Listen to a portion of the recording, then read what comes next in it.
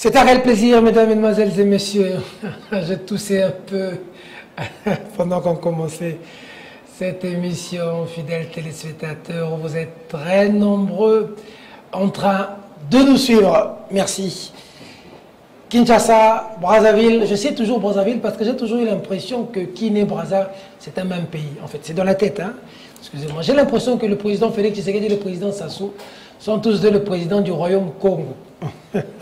Je salue tous nos amis du côté de Brazzaville, le président Denis Sassou Nguesso et tous les officiels. En tout cas, merci des appels que nous recevons de l'autre côté.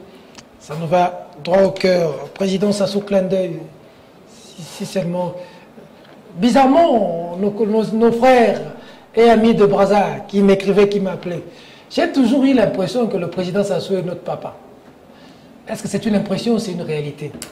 Faites un clin d'œil au président Denis Sassou Nguesso. Dites-lui que Peter Tienne l'aime beaucoup. J'ai l'impression de voir souvent le maréchal quand je le vois. Vieux Dengues. On est resté orphelin du maréchal, on vous a quand même aujourd'hui. Hein? Clin d'œil à vous. C'est un réel plaisir que des Brazzavillois très nombreux nous appellent. Oh, de Gabonais. Une Gabonaise. Elle est influenceuse. Elle m'a écrit. Elle me dit que c'est une fierté pour l'Afrique. Ça commence à venir. J'ai dit à quelqu'un, quand je faisais mes émissions, il me disait toujours qu'il faut titrer sur YouTube en lingala pour que toute la communauté congolaise te suive. Je lui disais que je ne faisais pas mes émissions seulement pour la communauté congolaise. Je faisais mes émissions pour le monde. Je suis journaliste du monde, mais qui exerce au Congo. Donc si tous ceux qui comprennent la langue française peuvent entendre ce que nous faisons au Cameroun, au Gabon, en France, au Canada, je crois que le message va passer. Il passera, il est en train de passer et c'est un réel plaisir parce que de toutes les façons, avec cette couleur de peau, les problèmes sont assez souvent les mêmes. Hein. Lisez cher Anta Diop, fidèle téléspectateur, pour savoir qui est l'homme noir et sa capacité de faire et d'agir. Si après l'échec, on ne réfléchit pas, on se détruit davantage. Pour arriver à la perfection, il faut quelquefois échouer ou fauter.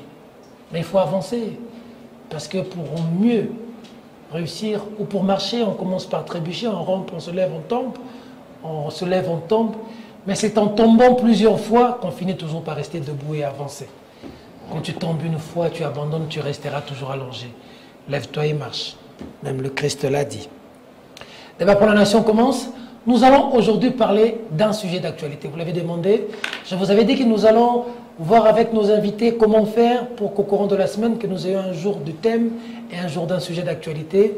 Mais comme ça enfle, ça souffle, ça demande que la crème de crème du débat politique en République démocratique du Congo parle, s'exprime sur la question. On répond à votre desiderata parce que nous sommes en fait à votre service. Au moins les Congolais diront que quand tout le monde allait à gauche, que tout le monde faisait ceci, il y avait des gens qui s'étaient levés pour hausser quand même le temps. Il y avait des gens qui s'étaient levés pour dire ici, nous avions pris une mauvaise direction, que nous devons partir de cette manière. Il y a toujours des gens qui sortent de l'ordre commun. C'est l'exception qui confirme la règle. Cette exception veut en être, cette émission veut en être une brillante illustration. Du côté de la régie, contrôlez vos téléphones, il y a l'effet Larsen et le son du retour télévision, c'est important. Nous parlons de la réduction du train de vie des institutions. Pourquoi au Congo c'est un tabou de parler du salaire du président de la République? Combien touche-t-il? Combien touche un député? Tolé général Martin Fayoulou, avec son tweet, 21 000 $, plus que les députés américains, plus que les députés européens, Tolé général. On parle de 120 000, 150 000 pour un vice-président de l'Assemblée nationale, au-delà pour un président de l'Assemblée nationale. Les ministres seraient aujourd'hui à environ 40 000 $, mais le fonctionnaire à 200 $, le professeur à 1000, 1200 $, les enseignants sont en train de menacer d'aller en grève, il y a la rentrée scolaire, comment vont-ils rentrer? Les médecins, maintenant que nous parlons, sont en grève, les hôpitaux c'est vide, les professeurs de l'UNIKIN sont en grève. Mais pourquoi cette injustice sociale? Mais au-delà des critiques, au-delà des dénonciations, la particularité de cette émission, c'est des pistes de solutions proposées. Parce que la critique est aisée, mais l'art est difficile. Il est bien de critiquer, il est mieux de proposer pour servir à quelque chose. C'est de la communication. La communication est un art.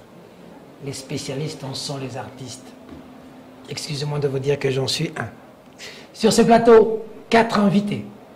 Les mêmes que vous connaissez, les mêmes que vous avez pris le goût de suivre, les mêmes que vous applaudissez tous les jours, les mêmes que vous commencez à me faire de fleurs parce que leur réflexion est en train de rencontrer vos problèmes.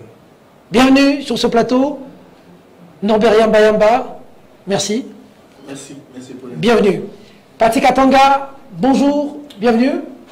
Bonjour Peter et merci beaucoup de continuer à informer les Congolais et l'étranger et je salue tous nos téléspectateurs du Congo et de l'étranger.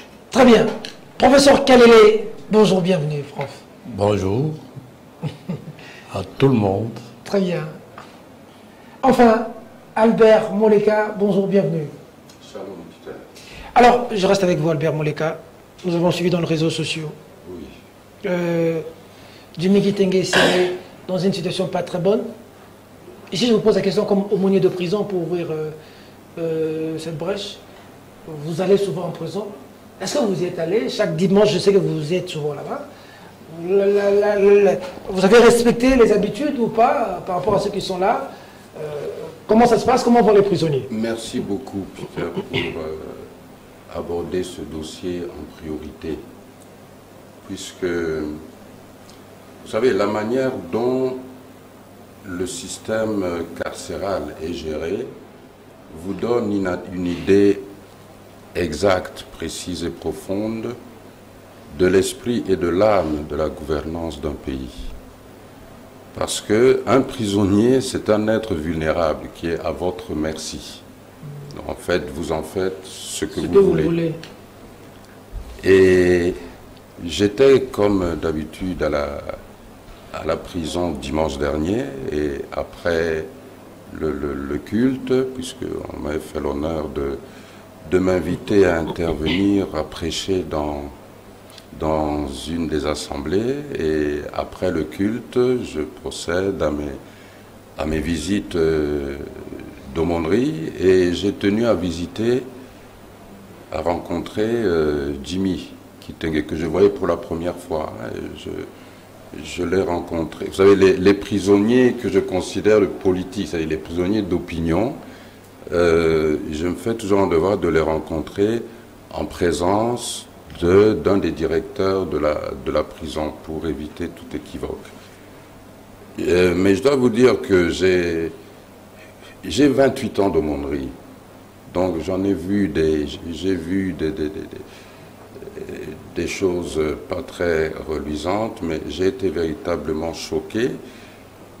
Jimmy Kitenge, j'ai dit, c'est la première fois que je le rencontrais, se plaignait auprès de la direction de maux de tête et de vertige qu'il éprouvait.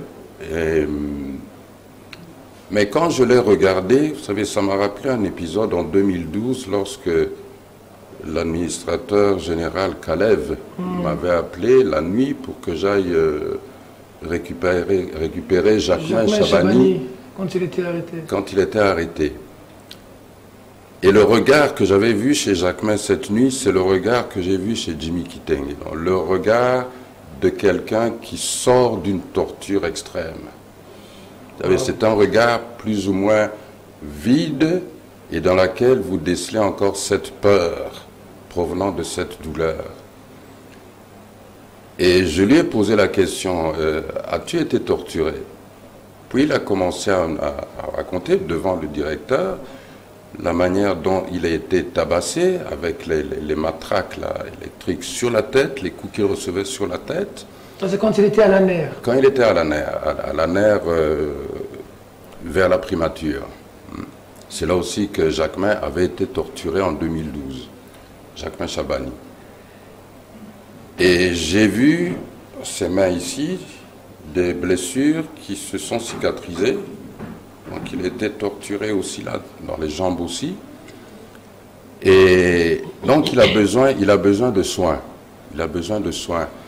Je sais que l'administration pénitentiaire donc de Makala a fait son travail dans ce sens-là, mais je fais appel simplement à l'humanité qui doit encore résider dans, je l'espère, dans le cœur, dans l'âme de nos dirigeants pour qu'ils permettent à Jimmy Kitenge ainsi qu'à tous les prisonniers qui ont besoin de soins d'avoir accès à des soins convenables. Mais je tiens à dénoncer une chose. Vous savez, à l'époque du maréchal Mobutu, le dictateur, que nous qualifions tous de dictateur, la prison de Makala, qui était construite par le colon pour 1400 ou 1500 incarcérés, on n'atteignait jamais ce chiffre. Lorsqu'on s'en approchait, le ministre de la Justice ou son directeur de cabinet descendait sur place et, séance tenante, tous les détenus irréguliers ou illégaux étaient libérés.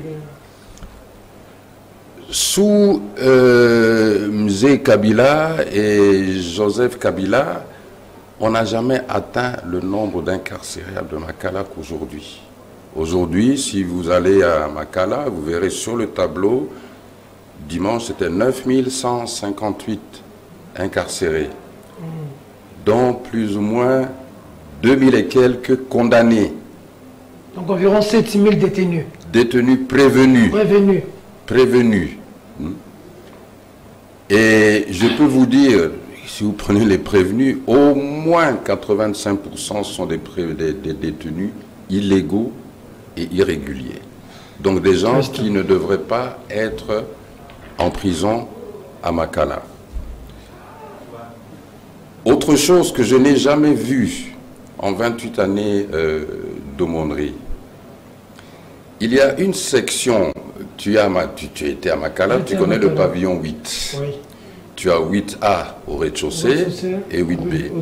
Qui vient d'être réhabilité d'ailleurs. À l'époque, quand tu entres dans le pavillon 8, tu as une porte pour 8A et les escaliers pour 8B.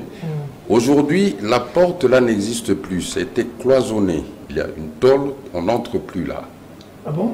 Et les détenus de 8A, personne ne sait qui c'est. Jusqu'aujourd'hui. Ils ne sont pas gérés par la direction de la prison. Ça veut dire que vous nous dites qu'à Makala maintenant, ils sont gérés, au pavillon 8 en bas, les prisonniers qui sont là, ils sont gérés par des services de sécurité. Nous, aumôniers, nous n'avons pas accès à ces prisonniers.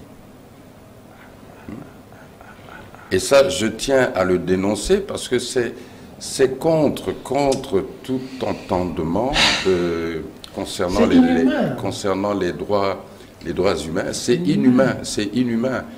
Et projeter cette image d'absence totale d'humanité, vous savez, cela se reflètera bien sûr dans tous les autres domaines de gouvernance dont nous pouvons parler. Mais je tiens à souligner qu'en 28 ans d'aumônerie, je n'ai jamais vu ça sous Mobutu, je n'ai jamais vu ça sous Mzee Kabila, je n'ai jamais vu ça sous Joseph Kabila, que j'ai toujours qualifié de méchant dans le sens biblique par rapport à ce que je voyais en prison. Ces prisonniers personnels, la manière dont ils étaient traités, les innocents quand j'étais en prison. Mais lorsque je regarde aujourd'hui, je le dis, c'est pire. On a même interdit les visites, c'était la raison Covid. Mais aujourd'hui, il n'y a plus de Covid, mais on interdit même les visites. Nous, on venait nous visiter en prison. Mais aujourd'hui, quand tu visites, il faut que tu montes. Mais en fait... On ne peut plus entrer en bas. Si actuellement, on gère encore un peu les visites, c'est pas qu'on interdise, mais imagine, Peter, avec 9158 prisonniers à Makala. Si chaque famille voulait venir visiter le prisonnier, terrible, hein? Ça serait impossible. Merci pour l'information. Ce qui est choquant, c'est que ça arrive sous... mes invités ont tellement de la hauteur qu'ils sont un peu diplomatiques dans leur façon de parler. Vous allez devoir m'excuser, mais moi je ne suis pas diplomate, je suis brut. Très brut et direct. Monsieur le Président de la République, Félix-Antoine Tshisekedi Tshilombo, le combat pour lequel l'UDPS et le Sphinx Etienne Tshisekedi s'est battu jour et nuit, pour lequel il a payé de sa vie, ce n'était pas ce genre de choses. En tout cas, M. Albert Molega qui est ici, qui m'a mis en contact avec le président Tshisekedi, je n'ai pas appris de lui ce que nous voyons là.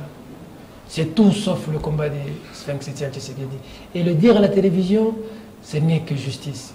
Jimmy Kitenge, comme d'autres personnes, devrait être traité avec humanisme. La torture sous Félix Tshisekedi, les prisons à la nerf sous Félix Tshisekedi. J'ai appris dans le réseau il y a 2-3 jours que Jimmy Kitenge se sentait très mal et qu'il devait aller se faire soigner. Refuser même à quelqu'un d'aller se faire soigner, c'est un crime contre l'humanité. Apprenons à mieux traiter les gens et à respecter les textes pour qu'on soit réellement appelé état de droit. Pour que demain, lorsque nous ne serons plus au pouvoir, que les autres nous traitent de la même manière.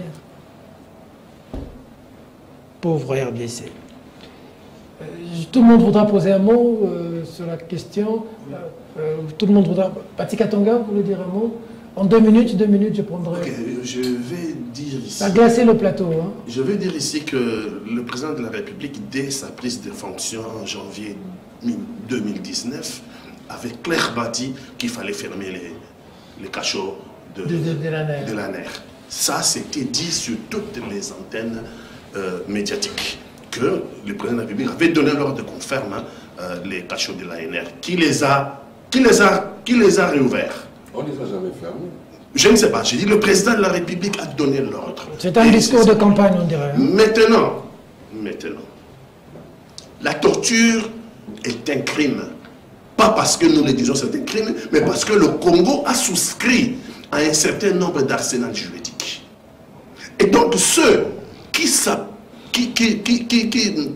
torturent les autres, ceux qui se mettent à torturer les gens qu'ils ont pris dans leur cachot, ils doivent se dire que ce n'est pas le président de la République, qu'eux répondront le moment venu de leurs crimes devant les tribunaux. Parce que même dans la législation congolaise, on a décidé par le Parlement que la torture était classée comme un crime.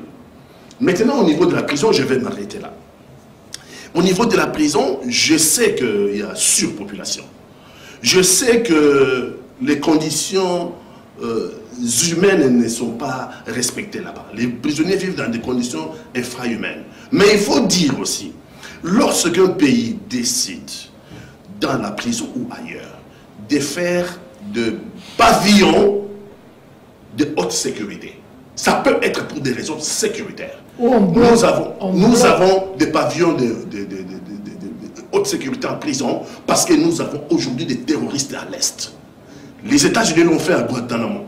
Les gens qu'on a mis à Guantanamo, personne ne les a jamais visités. Il n'y a jamais eu visite à Guantanamo. À Guantanamo, il y a eu la torture. Je fustige, j'ai dit la torture est un crime. Mais que le Congo qui est menacé dans son versant est par des terroristes. Oui, mais vous avez bloqué des gens dans un pavillon, vous fermez comme ça, il n'y a pas d'accès. Je ne sais pas, moi je n'ai pas vu, mais j'ai dit que lorsqu'il y a un pavillon de haute sécurité, ça peut être pour des raisons sécuritaires et tous les pays le font. Les États-Unis ont fait Guantanamo. Guantanamo n'est pas un exemple à prendre. Hein. J'ai dit que c'est un exemple. Hein. Les États-Unis n'est pas une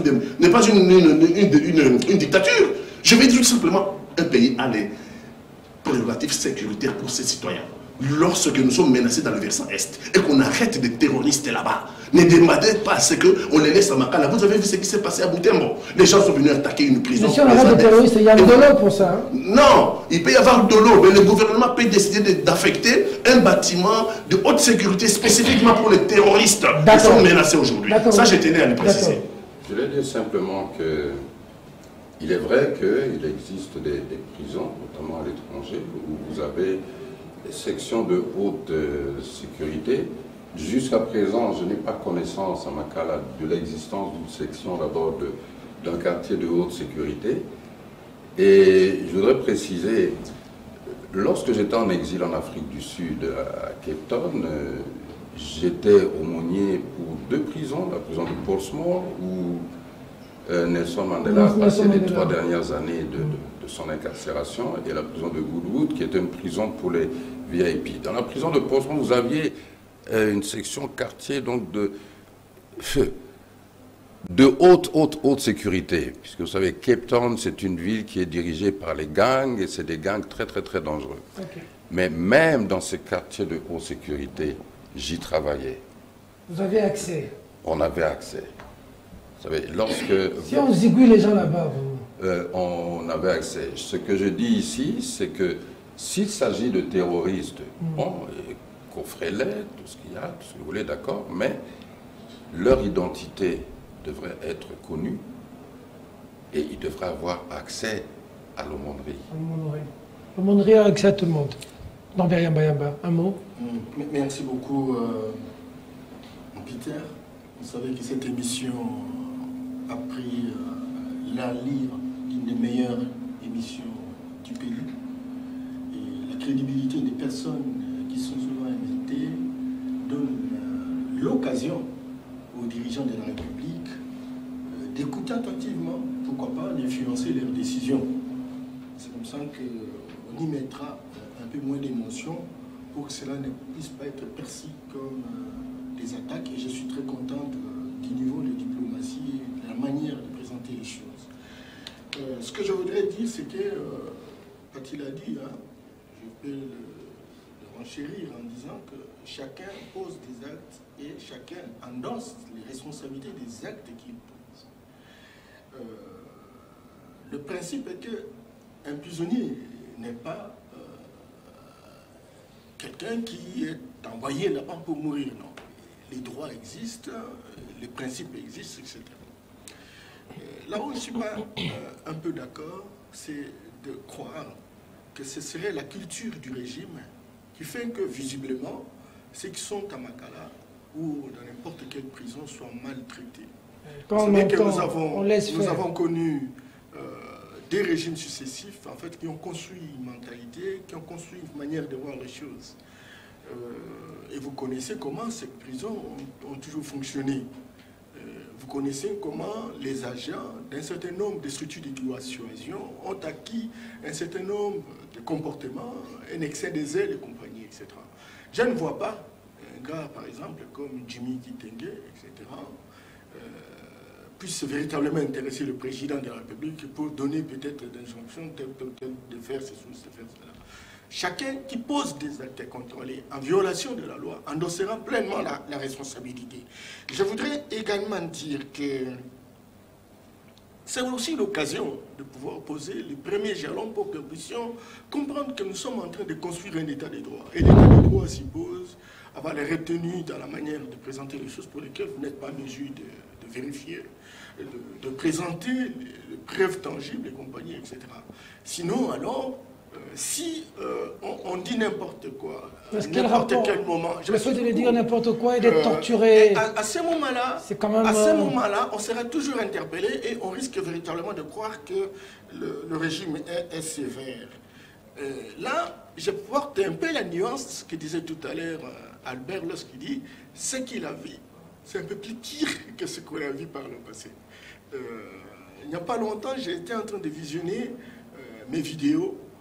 J'ai vu ce qu'a été la situation, par exemple, de Jekoko en prison, à la nerf.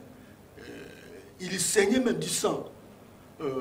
J'ai visionné la vidéo de Franck Dion, sous perfusion. On arrache la perfusion et on les ramène, n'est-ce pas, pour le faire juger.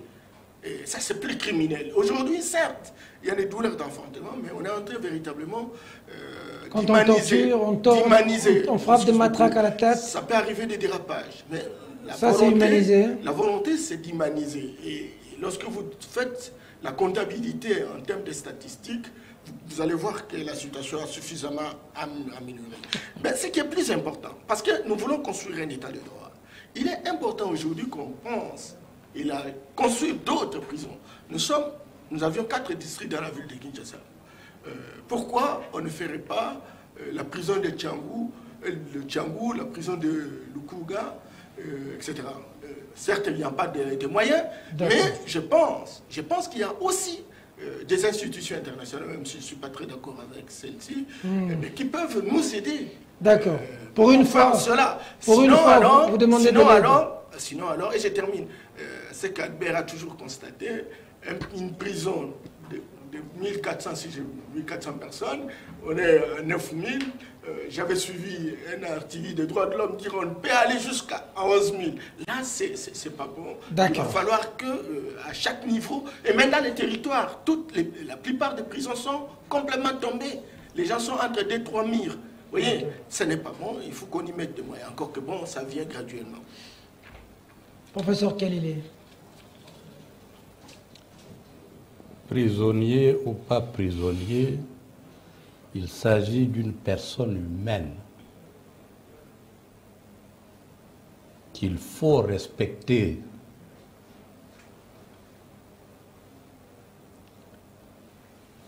Le récit que nous venons d'entendre, je crois que ça fait froid au dos.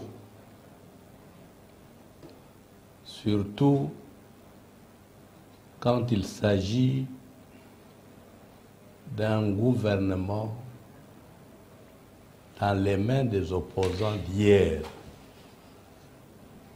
qui ont dénoncé ces faits à plusieurs reprises, qui ont risqué leur vie pour que ça cesse une fois pour toutes. Moi, j'ai fait 2 ans dans cette prison-là, à l'entrée de l'Afdel, à Makala. 2 ans. J'avais été condamné à 20 ans par l'Afdel. Mais je n'ai jamais vécu ce genre de scène. Jamais, au grand jamais.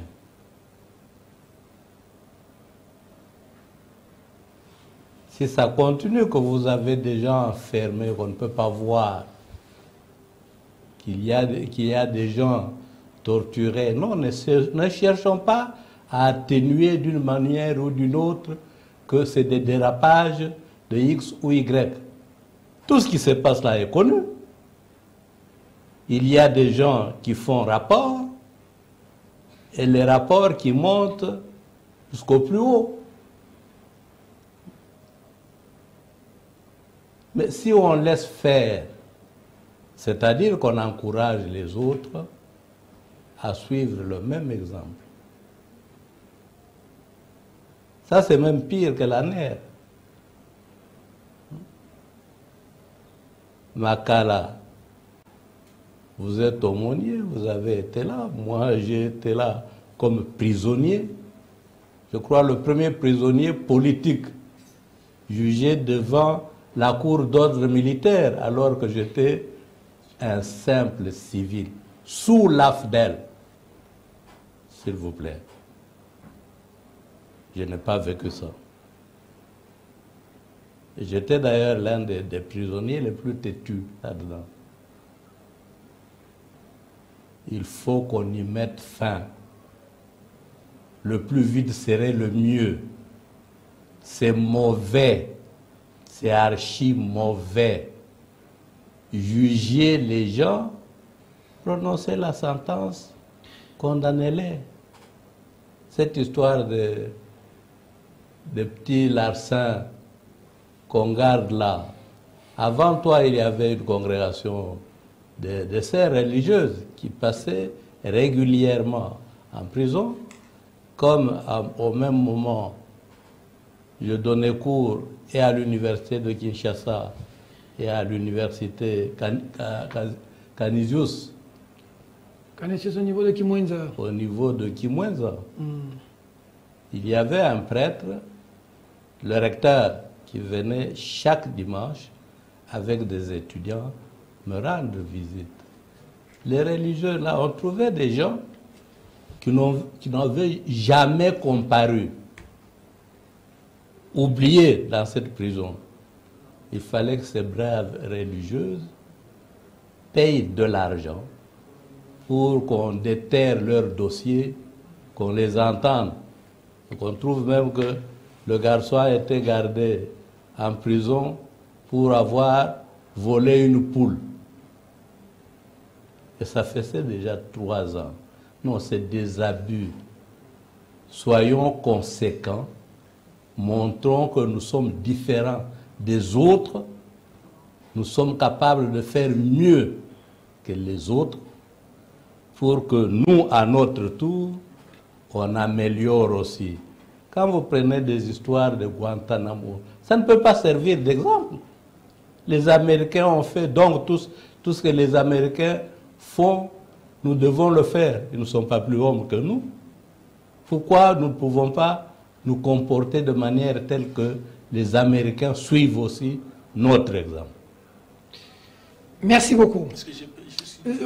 Merci. Tout le monde voudra rebondir. On risque de tirer en long.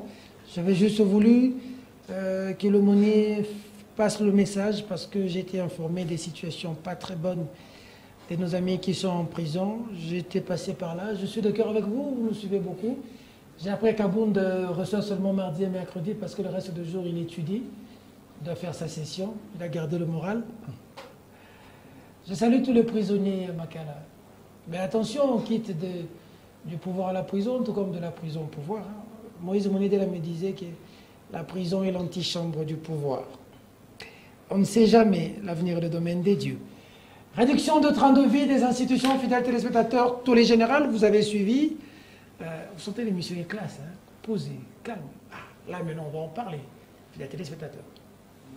Ça veut dire que ça choquait le monde lorsque Martin Fayoulou a parlé de 21 000 $ que toucherait un député.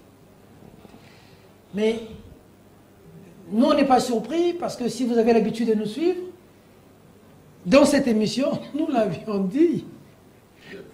Il y a plus d'un mois, nous avions dit qu'un député touchait 21 000 $. Si vous voulez être en avance de tous les autres, suivez-nous. Vous allez comprendre beaucoup de choses. Des révélations sont faites ici. Alors, moi je ne sais pas confirmer sur le salaire des ministres.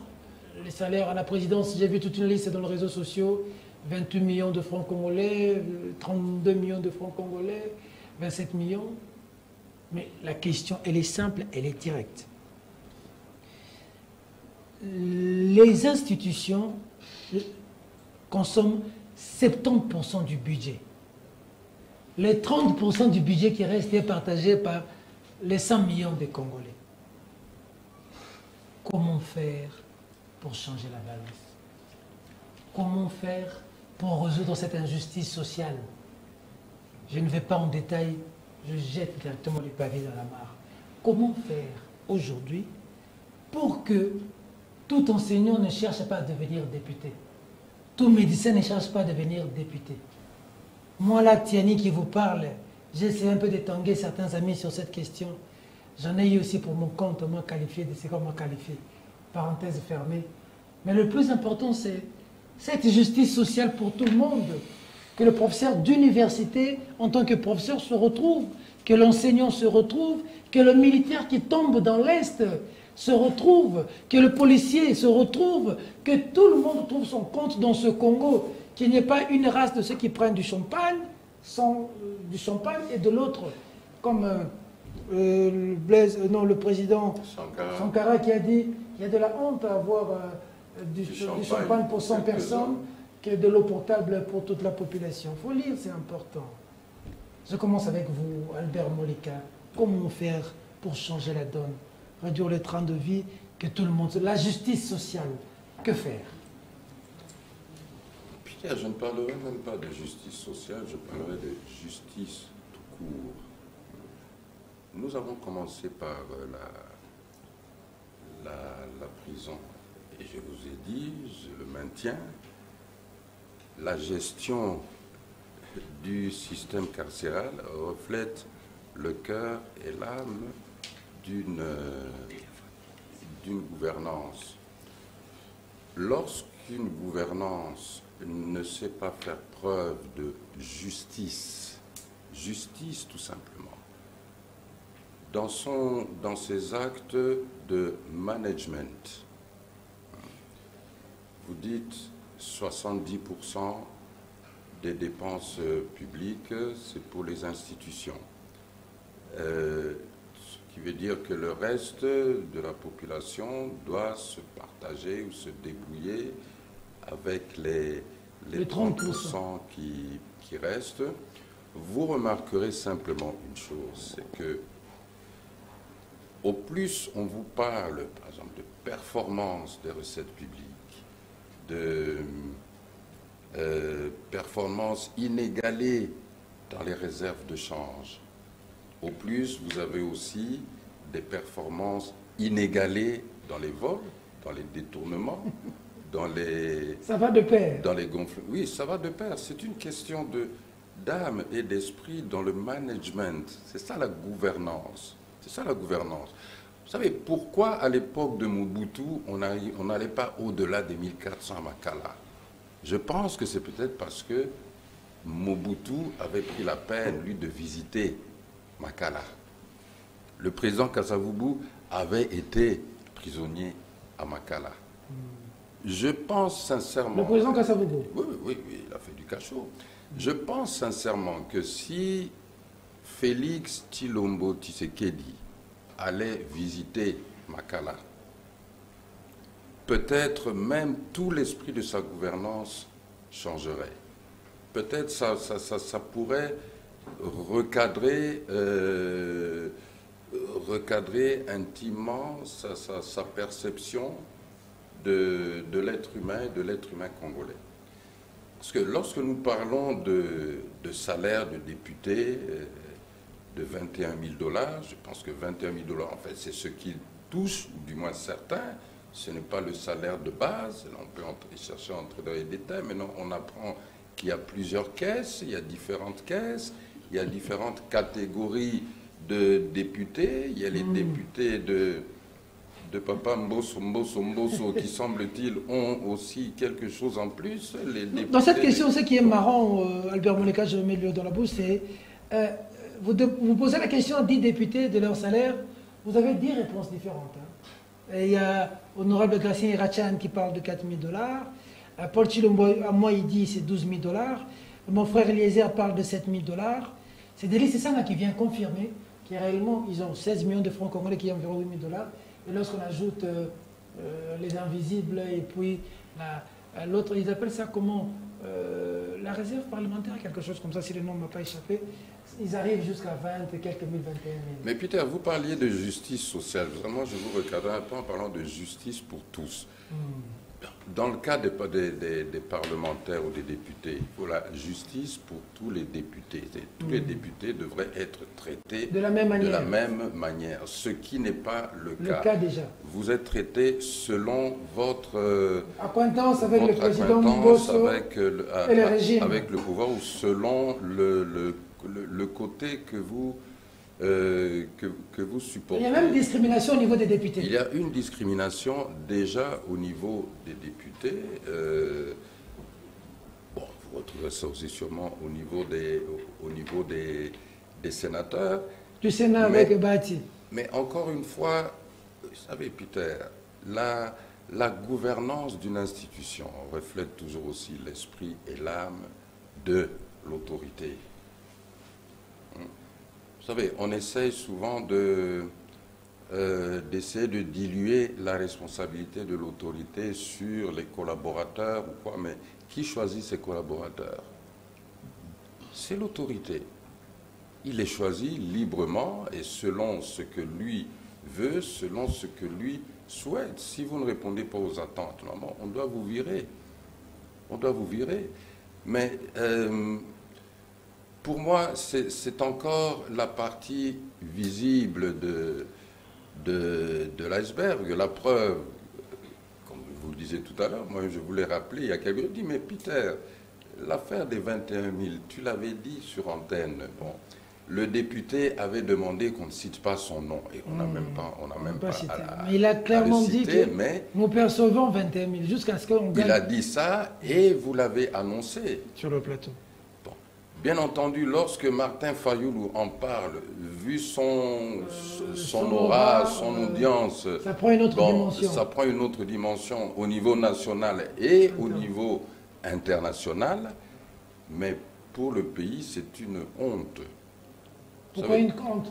On dit que les députés, les ministres sont des hommes d'État, ils doivent être à l'abri du besoin pour faire un travail pour le peuple. Je dis c'est une honte parce que cela marque encore une fois, comme par rapport aux prisonniers, vous savez la manière dont vous traitez les prisonniers, ça montre quand même quelle est encore la part d'humanité qui est en vous. Alors, lorsque vous vous permettez d'emmagasiner ou d'empocher des sommes pareilles, certaines en visible, d'autres en invisible.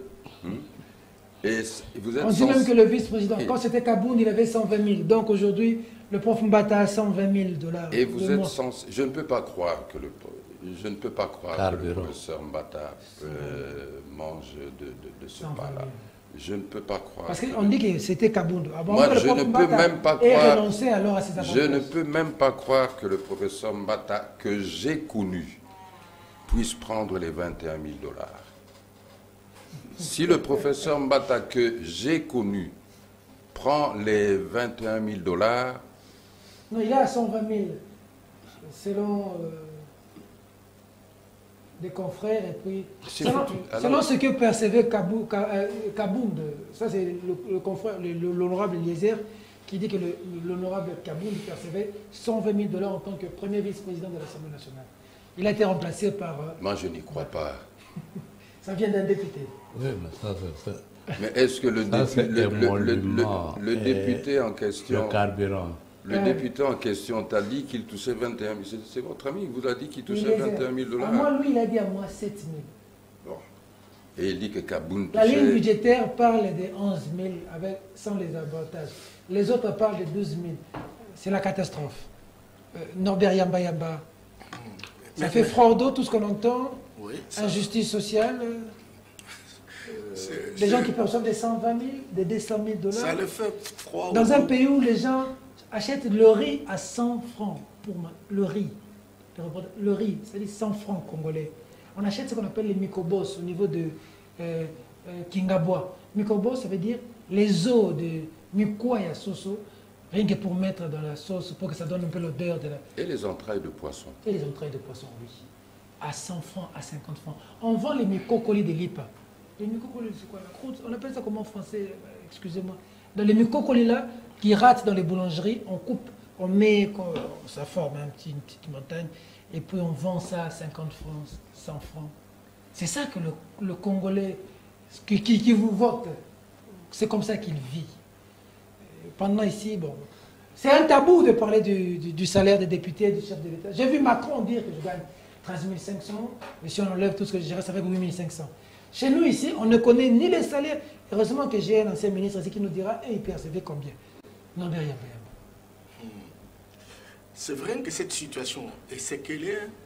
Les gens ont difficile à manger, les gens ont difficile à envoyer les enfants à l'école, les gens ont difficile à se faire soigner. Raison pour laquelle nous nous battons, nous nous sommes battus avec vous pour que nous puissions prendre le pouvoir et changer la situation. C'est ça justement le leitmotiv de l'action publique aujourd'hui, de l'action politique, etc. Bon, le combat est en cours, encore que le mandat n'est pas fini, on ne peut pas non plus faire le bilan en cours du mandat. Mais là, j'avais un peu de froid quand vous disiez la dernière fois que c'est 21 000 $, etc. Et que bon, le premier vice-président... il y en a ceux qui disent 120 000. J'ai suivi ton collègue, un de tes collègues dire 200 millions, 200 000. Oui. Et que le président de l'Assemblée, 3 millions, etc. Et ici sur place, personne n'arrive à donner le vrai chiffre. Ils reçoivent combien? Et moi, ça me réconforte un peu parce que moi, j'imaginais que c'était de la parole mathématique et mécanique, c'est la réalité. Et ça allait être un scandale si c'était véritablement la réalité. Mais dans vos sources, quand il y a les députés qui confirment... D'investigation, les députés ont confirmé, vous l'avez dit, hein, il y en a ceux qui vous disent 11 000, il y en a ceux qui vous disent 7 000, il y en a ceux qui vous disent 20 000, il y en a ceux qui vous disent 12 000. Donc même parmi les députés, personne n'arrive véritablement à donner un chiffre réel. Or, lorsqu'on est dans une société, il y a un budget qui est voté, ce budget est mis à la disposition de l'Assemblée, et à l'Assemblée, au regard d'un travail qui va être fait, on détermine qui doit toucher combien. Alors que bon, il faut tomber sur ces documents-là pour avoir véritablement des précisions. Et tant qu'on n'aura pas de précisions, nous devons avoir la retenue des pouvoirs dramatisés qui frisent un peu une sorte d'instrumentalisation de la population pour dire voilà ce régime. Ce n'est pas le gouvernement de la République qui va aller à l'Assemblée nationale pour dire donnez-moi à chaque député autant. Non. C'est le budget et on sait quel doit être le fonctionnement, quel doit être le fonctionnement, soit de santé, voyage, compagnie, etc. Et puis les émoluments. Donc, cette question, sincèrement, nous devons prendre ça avec un peu plus de réserve pour ne pas faire preuve de mauvaise foi. Je voudrais également dire que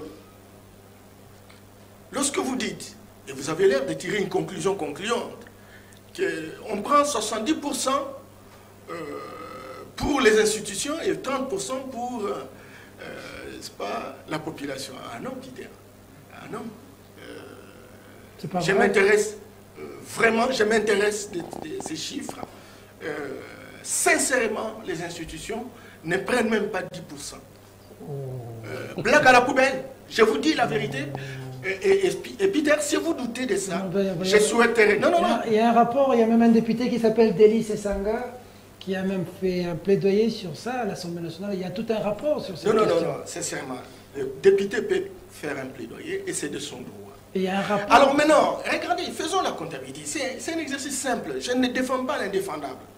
Mais je dis simple. Vous comptabilisez le nombre d'investissements réalisés en termes de dépenses en direction de la population.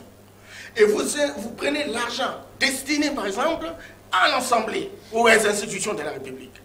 Vous allez voir qu'il y a une différence significative en termes de prestations vers la population. Regardez, la gratuité de l'enseignement. La gratuité d'enseignement, tout compte fait, qu'on me donne un autre chiffre contraire ici, c'est 2,5 milliards. Lorsqu'il faut assurer toutes les dépenses de la gratuité, vous avez un budget de 10 milliards ou de 11 milliards. Aujourd'hui, la mobilisation de ressources, essentiellement 6 milliards. Si vous dégagez 2,5 milliards essentiellement pour l'enseignement, il vous reste combien? Et tous les fonctionnaires, il y en a 1 600 000 personnes. Les enseignants, 700 000 personnes. Alors maintenant, regardez les prestations en termes d'infrastructures pour des éléments structurants. Non. Moi, je pense que notre émission, c'est une émission fondamentalement qui prend de l'ampleur, qui prend le dessus, qui prend de l'épaisseur par rapport à la qualité de notre réflexion. Et il va falloir, franchement, que nous mettions un peu plus de moins d'émotion pour qu'on n'attire pas des conclusions non concluantes. Je termine par rapport à ce qui a été dit. Et je continue à insister, sincèrement. Je ne dis pas qu'il n'y a pas de dérapage. Je ne dis pas que tout est parfait. Mais lorsqu'on dit que la situation du régime précédent, en prison, par rapport à la situation d'aujourd'hui, et qu'aujourd'hui c'est plus pire, plus dangereuse que la situation antérieure, j'ai dit, en tout cas, ça risque d'être gravissime. Pourquoi? Regardez le nombre de personnes qui est en prison, ils ont fait 15 ans. Moi j'ai des amis, je vais en prison aussi. Je ne peux pas avoir les mêmes moyens, les mêmes données, les mêmes informations qu'Albert Moleka ou le professeur qui a fait expérience d'une prison de Laurent Kabila qui reste différent. Là, c'est tout le monde. On prenait même les ministres, on les amenait. Mais aujourd'hui, sincèrement, regardez les gens, 15 ans d'arrestation, de prison, non jugés, libérés par ce régime. Regardez tous les prisonniers politiques, libérés par ce régime. Mais faisons la comptabilité, nous sommes des scientifiques comme on est là, en termes de statistiques. Parce qu'il faut que la majorité statistique se dégage pour qu'on tire une conclusion concluante. C'est combien de politiciens sont en prison aujourd'hui? Et pour quelle cause? Alors maintenant, si l'on fait la comptabilité par rapport à l'ensemble, à ce moment-là, on tire une conclusion. Mais il peut y avoir des cas, ça c'est évident. Mais vous ne pouvez pas partir d'un cas pour généraliser une conclusion. Okay. Alors ça risque d'être une erreur très grave. Et où c'est la manipulation, c'est pas bon. D'accord. Je veux simplement dire, je ne parle pas de un cas, je parle de 9158 cas. Oui, ça c'est le nombre de prisonniers. Voilà. Ça c'est le nombre. Moi je suis d'accord avec vous. Voilà. Mais c'est ça que moi je voudrais dire que c'est que tous ces prisonniers-là n'ont pas été arrêtés aujourd'hui. Ce sont des prisonniers qui sont là. C'est pas à partir de janvier 2019. Ah non, ils sont restés. Non, ce que je dis par exemple, c'est qu'on n'a jamais atteint ce chiffre. On n'a jamais atteint cette... c'est ça que j'appelle ce niveau d'absence d'humanité. D'accord. Patrick Katonga. La justice sociale, la justice tout court, a généré dans notre pays l'insécurité. L'insécurité sociale et l'insécurité physique des habitants. Le plus illustrant, c'est nos enfants qui sont aujourd'hui dans la rue, qui sèment la terreur, qu'on appelle chez les Koulouna, ou alors les enfants des rues, si tant est que... Les enfants défavorisés, hein, donc, le terme a été... Donc la justice, soit elle est juste, elle produit une société juste, soit elle est injuste et elle produit l'injustice. Les Koulouna, par exemple, sont la résultance de l'injustice sociale. Et maintenant, nous avons du mal à nous regarder dans les yeux. Les Koulouna sont notre image. Le président de la République dit lors du dernier Conseil des ministres, le président de la République dit qu'il faut baisser le train de vie de l'État. C'est le président de la République. Donc le président de la République, en disant cela, trouve que le train de vie de l'État est excessif.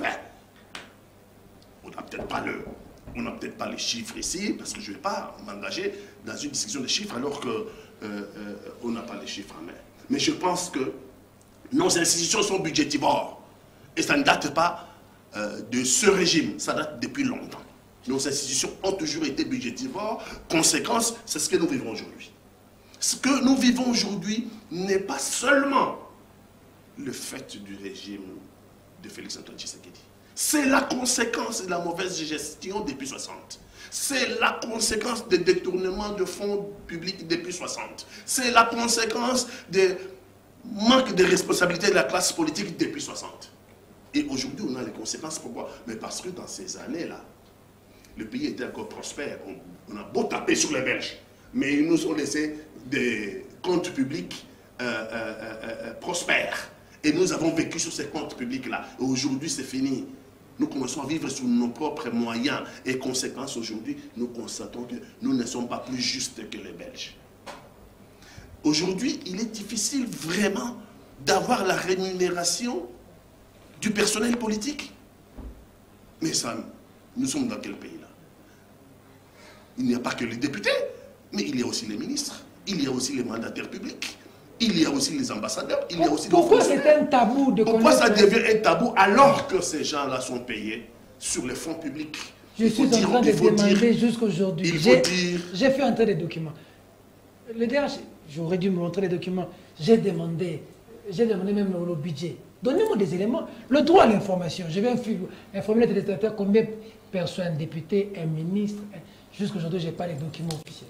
Il faut dire aux Congolais que ces gens-là, les institutions, s'abreuvent sur les deniers publics. Les deniers publics, c'est quoi? C'est l'argent du pays, c'est l'argent du Congo, c'est l'argent du contribuable congolais. Donc, c'est notre argent.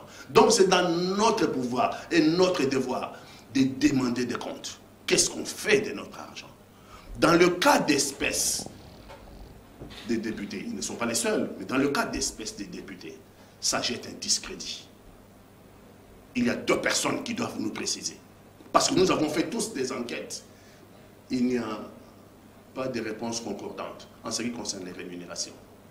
Donc, ça tombe dans le domaine de la spéculation. Ce n'est pas bon pour la République.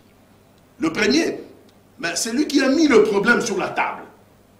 Martin Fayulu m'a dit, chef de l'opposition politique congolaise, vous avez les devoirs, puisque vous avez les députés, vous avez les devoirs de nous amener des documents.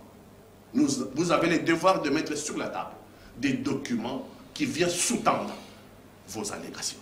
C'est un devoir sacré pour vous et pour votre crédibilité de nous mettre les documents sur la table. Monsieur Mbosso Pwanga Kodia, vous êtes le président de l'Assemblée nationale. Poste. Vous êtes le président de l'Assemblée nationale. Cette affaire discrédite l'Assemblée nationale. Restez silencieux face à l'opinion discrédite de plus en plus votre action. Qui les dit mot consent? Donc vous avez le devoir de mettre à la disposition des Congolais. Parce que le budget, on peut le consulter, mais on nous parle des caisses, des réserves parlementaires. On nous parle des réserves parlementaires. Les invisibles. On nous parle des invisibles. On nous parle de congés de vacances parlementaires. 3 mois d'avance payés. Vous avez les devoirs, vous, les présidents de cette institution, de nous amener les papiers sur la table parce que vous avez les devoirs de redevabilité vis-à-vis des Congolais. Parce que cet argent, c'est de l'argent public. C'est l'argent du contribuable congolais. Restez silencieux. Vous cabrez dans ce silence, dans le mutisme, accrédite l'idée dans l'opinion que l'information est vraie, alors qu'elle peut être fausse. Nous recherchons que la vérité, nous, les peuples congolais. Proposition pour les messieurs le président de la République qui cherchent à ce que le train de vie de l'État baisse. Je propose au président de la République la suppression du Sénat. Je propose au président de la République la suppression du Sénat parce que dans un pays tel que le nôtre, il n'a pas qualité. Non, j'ai dit, nous allons maintenant assister à des candidatures, non? Les candidats vont faire des propositions, non? Et donc, j'ai mis une idée sur la table. Moi, je suis allié de l'UNC. Et peut-être que l'UNC allié n'aura pas de tu lui proposes de j'ai dit, proposer. ben oui, mais lui sera certainement candidat. Et probablement parmi ceux qui vont gagner. Et donc, j'ai dit, la suppression, on ne peut pas accepter que dans un pays pauvre comme le nôtre, qui est 2 chambres parlementaires, budgétivores, Assemblée nationale et Sénat. Assemblée nationale et Sénat. Il n'y a pas que le Sénat, mais j'ai dit le Sénat parce que ça rentre dans le cadre parlementaire, mais aussi d'autres institutions. Waouh, ça existe encore. À bon marché, par exemple, on appelle ça quoi? Disjoncteur, c'est quoi? Et Koufi. Ça fait maintenant 4-5 jours où il n'y a pas de courant. Bon, voilà. Donc ça, c'est des réalités au Congo. Donc en pleine émission, il y a coupure d'électricité. Là, vous êtes en train de nous suivre, c'est un plan B. C'est une organisation de la chaîne. Nous avons un plan B pour continuer à émettre, pour que nous ne puissions pas rater des émissions de ce niveau dans notre manière de nous organiser avec nos propres moyens. Mais la SNEL que nous payons chaque fin du mois, le courant, comme on dit dans notre jargon ici, le courant est parti. Donc je ne sais pas, est-ce que, bon, pour le principe de la télévision, je devrais m'excuser comme le courant est parti pendant que c'est la SNEL que je paye, ce n'est pas nous. Je ne sais pas qu'est-ce que je devais faire. Comprenez, la télévision, de faire semblant, moi je ne fais plus. La réalité, c'est ça. Donc vous avez compris cette interruption brusque pendant que Pati Katang était en train d'étoffer son argumentation. Ce n'est pas à cause de lui, il n'y a pas un problème, c'est la SNEL. Allez, on va continuer, Pati Katang. J'espère que vous allez garder le fil d'idée. Oui, donc je disais que cette injustice qui fait qu'une petite minorité a tout et une majorité écrasante n'a rien. On l'a illustré en France autrefois, on a parlé de 200 familles. Mais ici au Congo, ce n'est même pas 200 familles, c'est peut-être 10 fois moins. C'est peut-être 20 familles qui se sont appropriées toutes les richesses du pays au détriment de la grande majorité. Ça se transforme en quoi? Que les institutions sont budgétivores. C'est pour ça que j'étais en train de proposer, parmi les solutions, la suppression du Sénat. C'est une institution budgétivore. Le Sénégal l'a fait et a reversé les ressources générées par le Sénat sur le social. Et le Sénégal a construit, en termes d'infrastructure, un train express régional. Dakar-Thiès. Donc vous comprenez qu'à la disposition du peuple, il a maintenant un train express régional flambant neuf et de la dernière nouvelle technologie. Donc le Sénat ne nous sert à rien. Un pays comme le nôtre, un pays pauvre, n'a pas besoin d'avoir 2 chambres parlementaires. Je propose aux candidats parmi lesquels je pense que le président de la République le sera et parmi lesquels ceux qui ont beaucoup de chances de passer, c'est le président de la République sortant. Qu'est-ce qui dit que si on enlève le Sénat, cet argent-là va servir au peuple? Mais j'ai dit ici d'emblée que le président de la République a dit qu'il faut baisser le train de vie de l'État. Moi, je prends le président de la République au mot. Les derniers conseils des ministres, on l'a dit ici, le président de la République, on a fait un communiqué pour dire qu'au conseil des ministres, le président... Est-ce que le président ne veut pas commencer par prêcher lui-même, par l'exemple, en baissant Mais son quand train de vie à lui-même? quand je dis la suppression du Sénat, le président de la République n'est pas exempt en termes du personnel à la présidence. Mais les économies au niveau des institutions doivent se faire à tous les niveaux. La présidence est la première des institutions. Il faut commencer par la présidence et arriver à l'institution parlementaire. Je propose que la suppression du Sénat. Les assemblées provinciales. Les assemblées provinciales également. Deuxième proposition. Je pense qu'il ne faut pas qu'il y ait un salaire pour les députés. Les députés doivent avoir un jeton de présence. Être député, ce n'est pas aller s'enrichir. Être député, c'est une responsabilité. La responsabilité de faire de loi, la responsabilité de contrôler le gouvernement, la responsabilité de contrôler la fonction publique, les hauts fonctionnaires. Ce n'est pas l'objectif d'aller faire de la... Nous devons envoyer un message très important à la population. Être député, c'est une responsabilité. Et donc, une responsabilité qui va être récompensée par l'État par la jeton de présence. C'est inacceptable que certains des députés n'ont jamais mis pied à l'Assemblée nationale. Il y a des députés qui ne viennent pas. Et à la fin du mois, ils envoient leur chauffeur aller chercher de l'argent public. Aller chercher 21 000 $. Et ils sont payés 21 000 $ alors qu'ils n'ont jamais assisté aux séances. Je dis que les députés doivent avoir un jeton de présence. Je ne sais pas, moi je le placerai à 100 $ à 100 $ comment, session, pas session, à 100 $ à chaque fois qu'ils sont convoqués pour par séance, oui. À 100 $, moi je le placerai à 100 $ par séance. Et si on en a 50 par mois, des séances, ben, faites 50 fois 100. Donc, je pense que ceux qui ont le droit de toucher l'argent public, c'est ceux qui ont travaillé. On ne peut pas accepter. Ceux qui n'ont pas travaillé viennent chaque mois chercher l'argent public, 21 000 $, alors que les professeurs, alors que les maîtres d'école, nous allons voir la rentrée scolaire bientôt, alors que les travailleurs congolais sont en train de tirer les diables par la queue, ils ont l'impression que nous avons deux pays. Un pays pour les 20 familles qui ont pris toutes les richesses du pays en otage, et un autre pays pour les laisser pour compte. Et donc c'est inacceptable. Il faut supprimer les salaires. Je ne dis même pas réformer les salaires. Je dis qu'il faut supprimer les salaires des députés et instaurer un système à jetons. Nous avons 80% des députés qui ne parlent même pas. Nous avons 80% des députés qui n'ont jamais pris la parole, qui n'ont jamais participé aux sessions. Parce qu'il faut le dire, nous sommes au Congo. Une grande partie de ces députés n'ont pas les backgrounds requis pour être députés. Ils n'ont pas le niveau. Non, mais ça c'est aussi la responsabilité de vous, les électeurs. C'est bien de frapper sur les députés. Mais vous, les électeurs, vous avez une responsabilité cruciale. C'est vous qui avez envoyé ces députés-là à l'Assemblée nationale. Mais il y a des députés donc soyez conséquents avec vous-même. Nous allons atterrir maintenant sur les élections. Soyez conséquents. D'accord. Donc, les députés...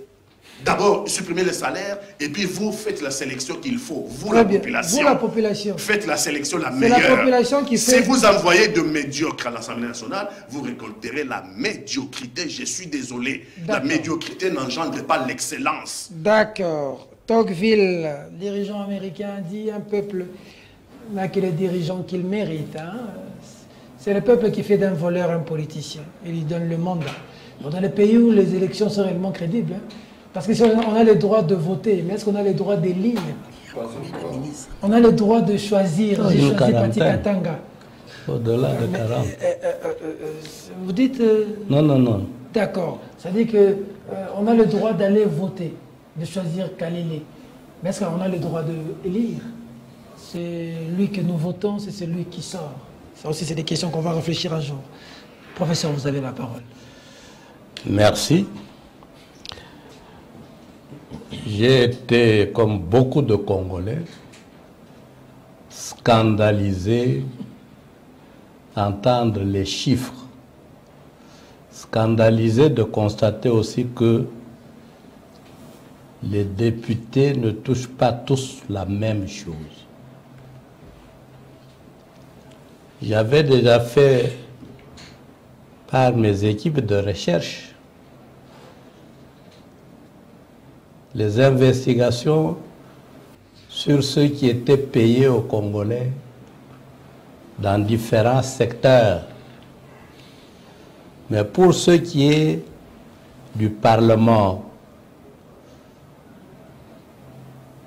mes archives, j'ai amené exceptionnellement ça. Merci.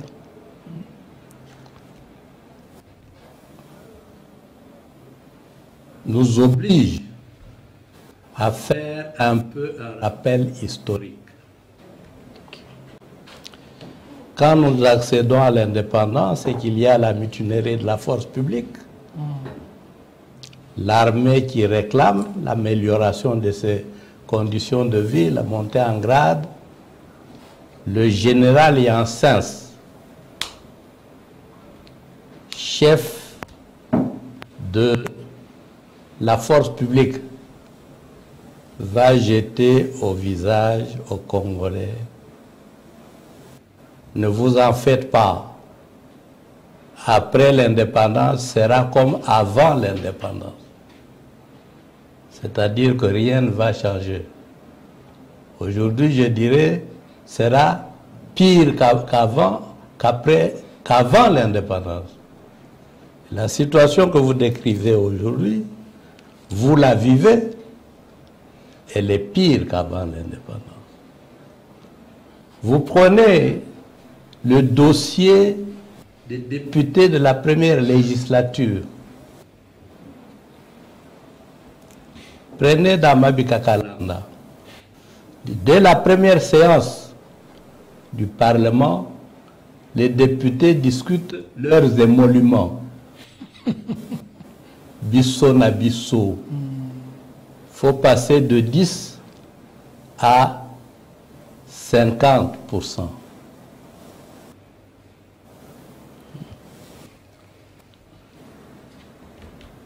Ce que nous sommes en train de vivre aujourd'hui, dans tous les domaines, c'est l'inégalité sociale institutionnalisée.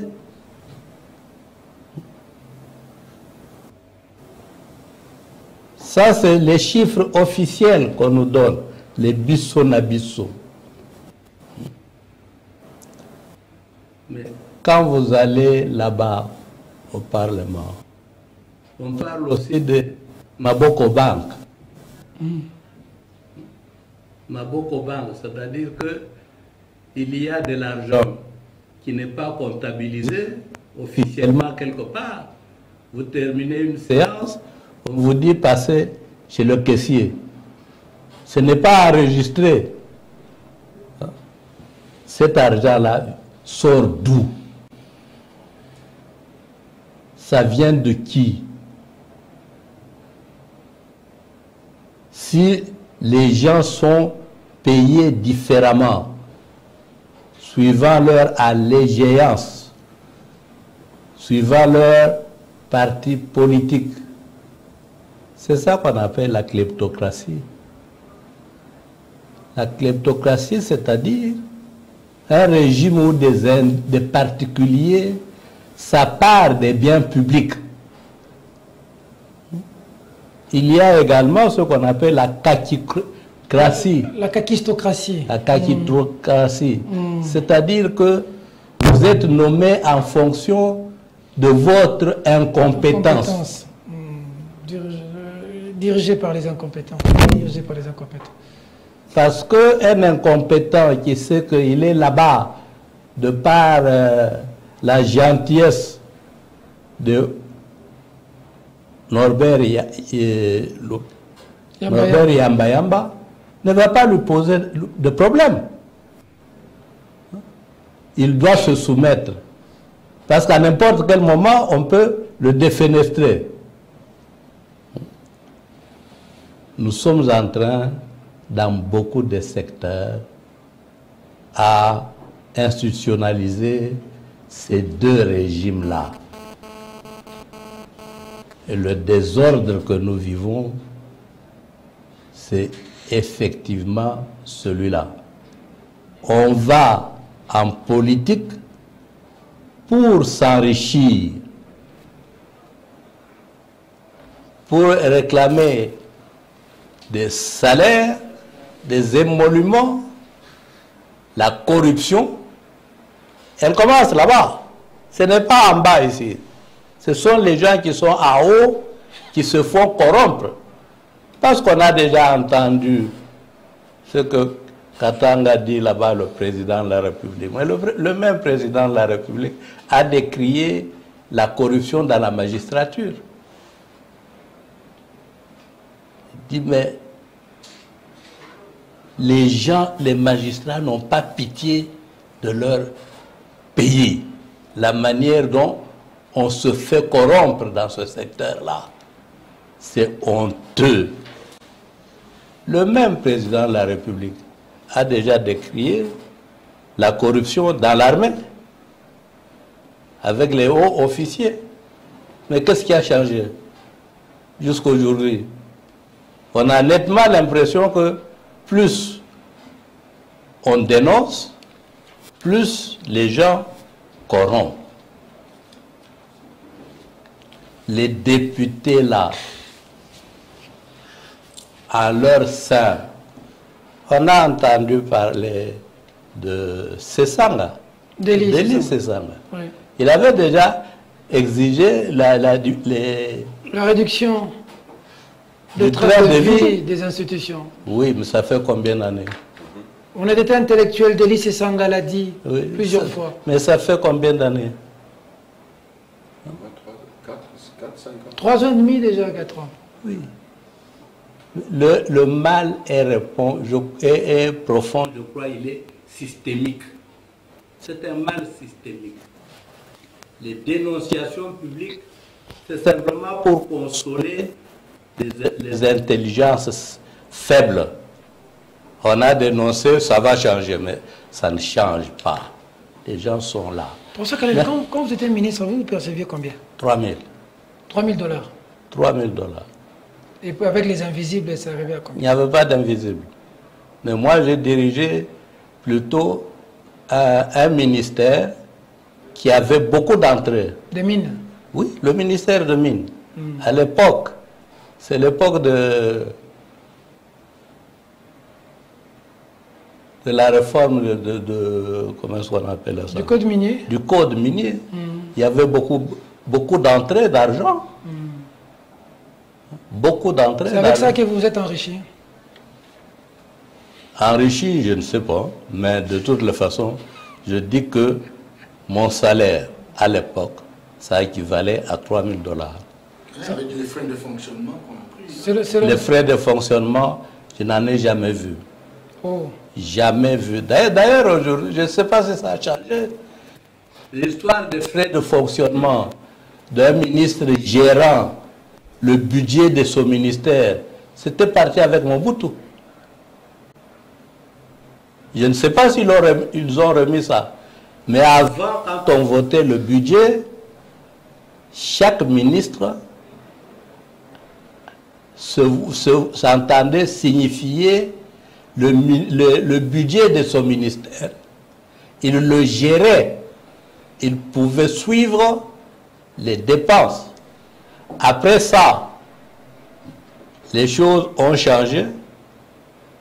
On peut pas affecter les budgets de X ministères à l'armée. Quand vous arrivez là-bas pour les frais de voyage, on vous dit votre budget est épuisé. Je ne sais pas ce qui se passe aujourd'hui, mais je crois que le problème n'est pas là. Le problème aujourd'hui est que il y a une disparité dans l'usage des fonds publics, comme on dit. Est-ce vrai que c'est l'argent de l'État. Les institutions bouffent le gros Norbert même n'est pas d'accord, il dit 10%, mais d'autres parlent de 70%. De toutes les façons, tout ce que nous entendons des services habilités à contrôler la gestion du budget, c'est régulièrement les dépassements. Les dépassements qui commencent par la présidence de la République. La présidence a dépassé son budget d'autant. La primature a dépassé d'autant. L'Assemblée a dépassé d'autant. Le Sénat a dépassé d'autant. Ça, c'est des services habilités à contrôler qui nous parlent de dépassement.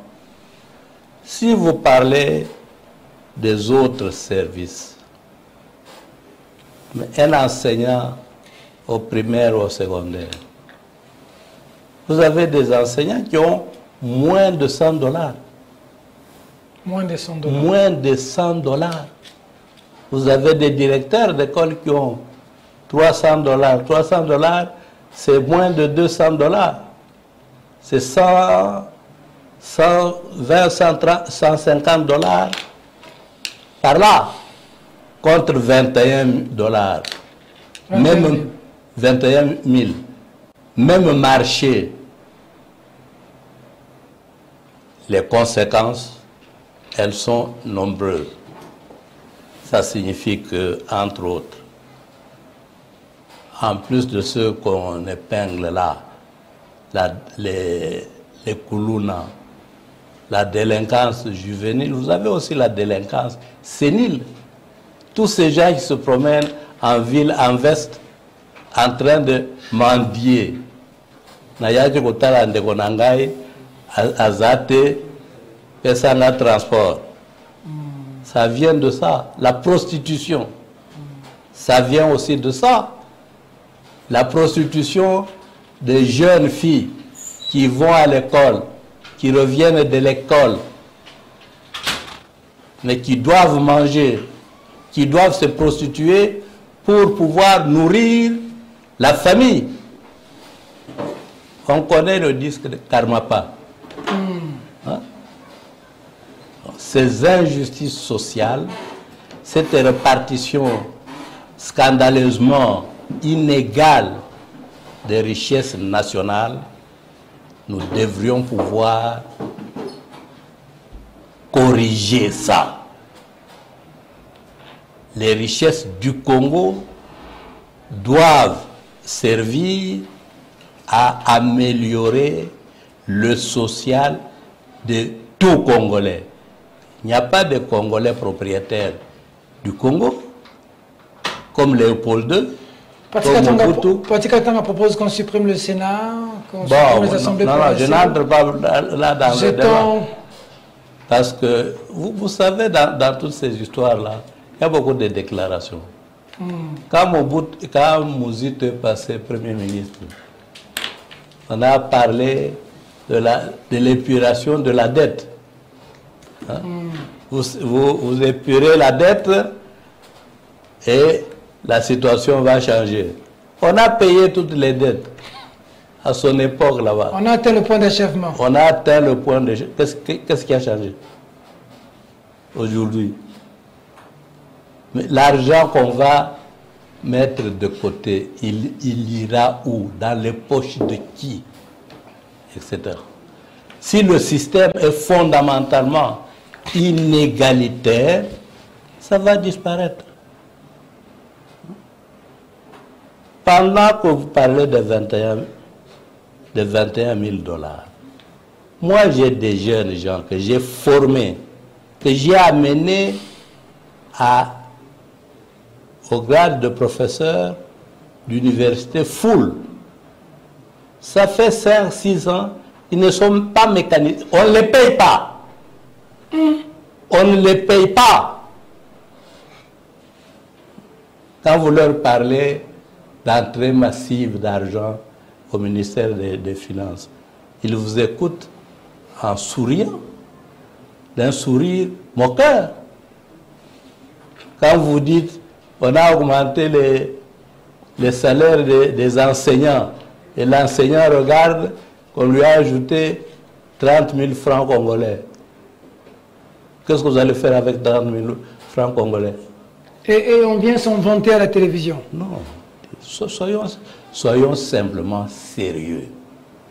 Ce pays, avec ce que nous avons, nous ne méritons pas de toucher ce que nous touchons. En plus, et c'est encore plus grave, nous signons, alors que beaucoup d'autres pays ont rejeté cette affaire-là, des accords avec le Fonds monétaire et la Banque mondiale. Mais ces exigences, pourquoi les Kadhafi, les musées ont rejeté ces... Même déjà Mobutu, sous son régime avec Kengo, on ne mange pas la rigueur. Non? La rigueur pour la rigueur. Vous empruntez l'argent alors que vous en avez déjà trop. d'après vos propres déclarations. Et on vous dit, on vous prête autant. La première chose, d'évaluer votre monnaie. Deuxième chose, bloquer les salaires. Troisième chose, diminuer les effectifs dans la fonction publique, dans l'armée et ailleurs. Et après, vous venez crier, vous venez vous plaindre, le chômage augmente. Mais c'est le chômage que vous créez vous-même, que vous entretenez vous-même. Le tribalisme, par ces accords-là, c'est vous-même qui le créez, qui l'entreprenez. L'hyper-religiosité, comme nous la vivons ici, c'est nous-mêmes, de par un certain nombre d'accords que nous signons. Nous avons suffisamment de moyens pour avoir de l'argent, pour avoir à vivre. Je crois ici qu'on devrait pouvoir mourir de suralimentation, pas de sous-alimentation. Parce que nos équipes envoyées à l'Équateur là-bas, ils vous donnent des chiffres effarants en ce qui concerne la malnutrition à l'Équateur. Allez à Kinshasa ici. Combien de familles mangent 3 repas par jour?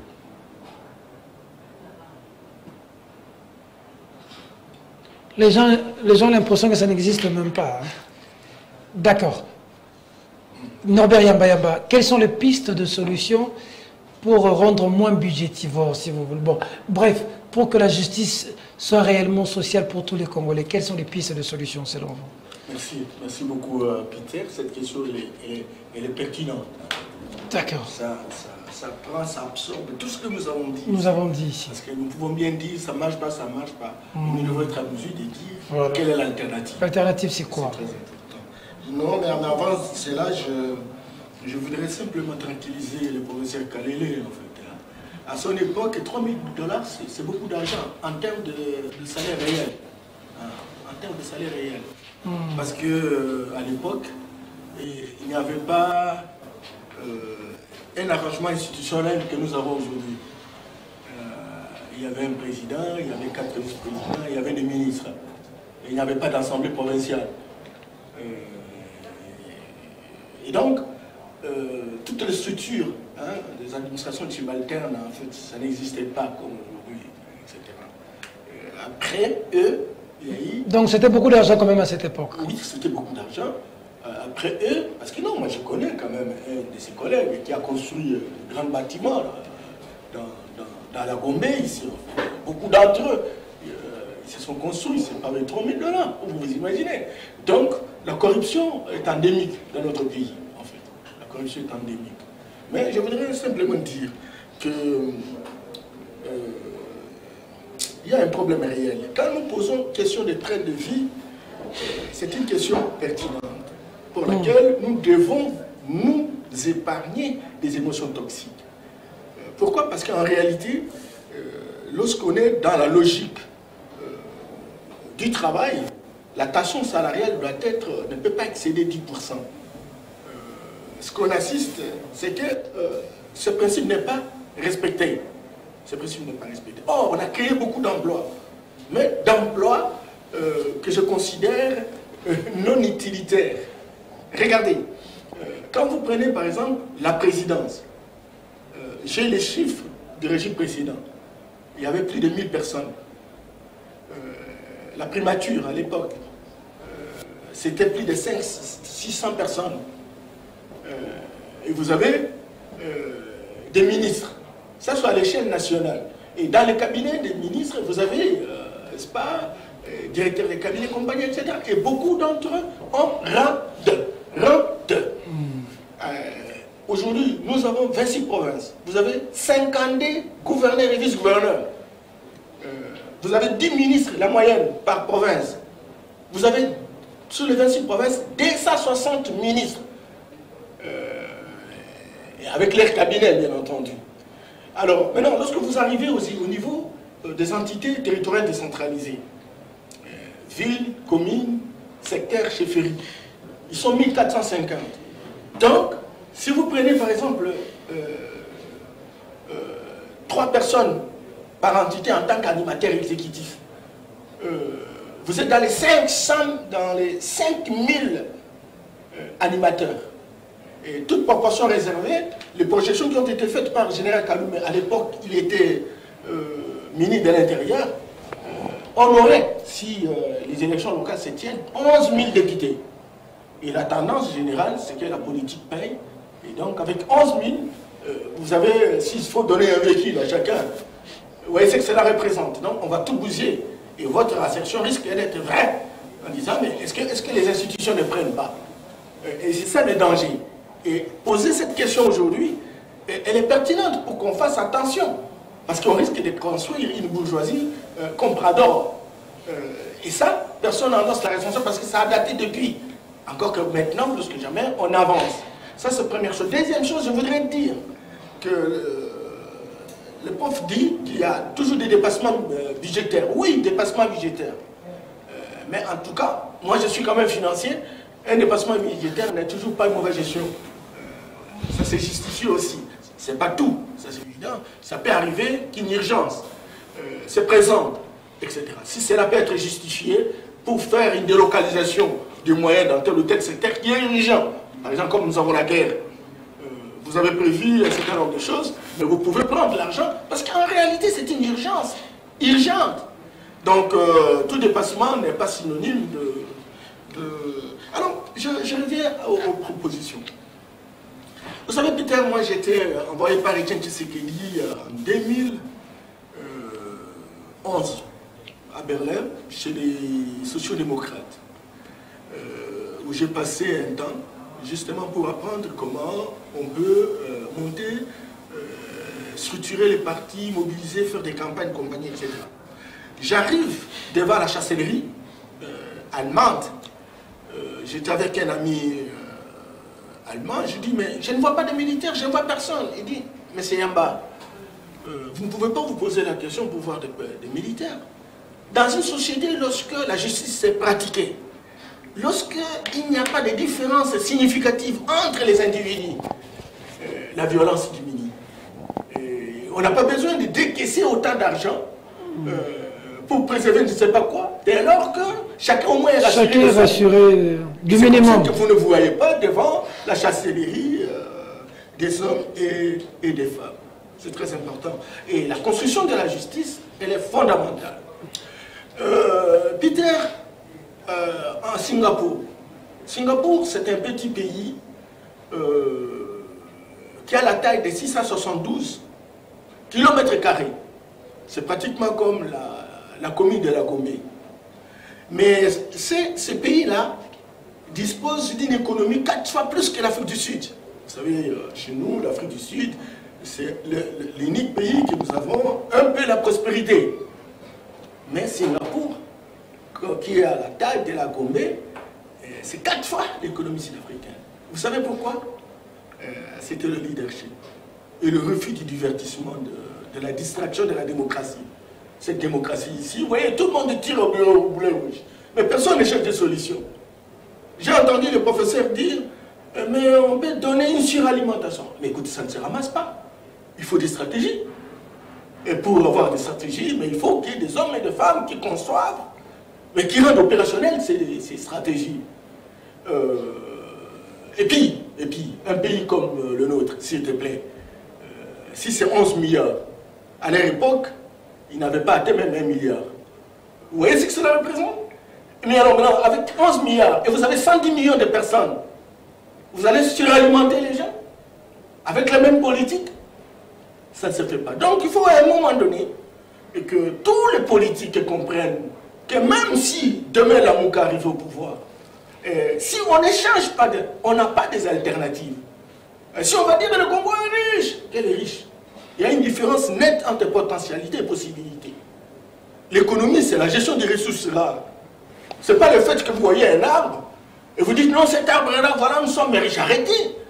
Okay. Il faut mettre en valeur cet arbre-là. C'est très important. Et donc, tirer des conclusions dans cette perspective frise une certaine imposture intellectuelle. Qu'est-ce qui ne va pas aujourd'hui? Vous êtes là au pouvoir, Yamba Yamba. Est-ce que ça marche? Parce que vous allez maintenant vous perdre en disant la Mouka. Il n'y a pas un problème de la Mouka ici. La Mouka n'est pas au pouvoir. Vous êtes au pouvoir. Est-ce que ça marche? Ça marche. On pose des jalons. Même le voyage le plus long commence par le premier pas. Le grand problème, c'est que vous voulez que nous fassions ce que les autres ont fait pendant 50 ans à 3 ans. Là, c'est pas bon. Vous étiez préparé ou pas? Ben, écoutez, on était préparés. On était préparés. Au vol aussi? Mais le vol, ça, même à votre époque, vous avez construit des maisons. Ça veut dire que le vol, non. Ce vol est devenu endémique. Le combat qui doit nous caractériser, c'est de pouvoir combattre la corruption. Ça, nous devons combattre. Parce qu'en réalité, excusez monsieur le professeur de risquer de m'égarer. En réalité, c'est quoi? C'est que lorsque vous avez un salaire de 3 000 $ et on vous donne des à côté des accessoires, c'est la corruption. Et c'est ce qu'il faut combattre. C'est ce qu'il faut combattre. Parce que vous savez, la Singapour, je vous avais dit ça, c'est 4 fois plus que l'économie sud-africaine. Mais pourquoi? Le président de la République a pris l'option d'avoir un salaire, rien que le salaire, pas d'à côté, pas dans. On lui donne 1 200 000 $ l'an. Ça veut dire, il ne peut pas avoir le frais de carburant, il ne peut pas avoir le frais de la boisson, et il doit s'acheter le véhicule lui-même à travers son salaire, il doit. Et alors maintenant, il est important qu'on puisse sortir véritablement de ce salaire qui est caché parfois et qui frise véritablement, ils sortent des complotations, etc. Mais la solution, professeur, nous devons être en mesure de produire des richesses. Okay. Et la production des richesses est le résultat de l'industrialisation. Personne ne vous trompe. Comment pouvez-vous imaginer? Le Congo est 4 fois plus que la France. Les potentialités congolaises sont loin plus que la France. Mais la France a 400 milliards du budget. Et nous avons 11 milliards. Pourquoi? C'est l'industrialisation. Et donc nous devons revisiter le système éducatif pour qu'on nous propose des hommes et des femmes qui sont capables véritablement de travailler dans des entreprises productrices. Et là, il faut décloisonner l'enseignement et les chefs d'entreprise. Il n'y a pas que ça. La technologie, même des priorités des enseignements qu'il faut réaliser. Un enseignement qui ne pousse pas à la création, à la créativité, pour produire par exemple des micros, pour produire par exemple des caméras, pour produire par exemple la table, etc. Il n'y aura pas de richesse, on ne peut pas exporter, on ne peut pas avoir de revenus en devises. Et bon, la suralimentation, en 1960, nous n'avions plus de sociétés agricoles. Nous avions 44% de recettes en devises. Aujourd'hui, ça n'existe pas. Alors maintenant, il faut remettre tout ça. C'est 2%. C'est 2% seulement de budget au niveau de l'agriculture. Dans les 2 régimes précédents, la moyenne. Aujourd'hui, on est en train d'aller au-delà de 7%. Donc c'est de tout ça qu'il faut comptabiliser. Et le débat deviendra très rationnel et pour permettre véritablement à tout un chacun d'apprécier la vérité. Pati Katanga. Je pense qu'ici, il s'agit de l'injustice que ressentent les Congolais lorsqu'ils entendent que les députés touchent 11 000 $. 21 000 $. 21 000 $. Les perspectives de faire un pays riche, oui, nous savons tous qu'est-ce qu'il faut pour les Congos. Si le Congo ne s'industrialise pas, si le Congo n'a pas une industrie agroalimentaire, si le Congo n'a pas une industrie agro-pastorale, si le Congo n'a pas une industrie électronique, si le Congo n'a pas, mais le Congo restera à l'état embryonnaire comme nation. Ça, nous le savons.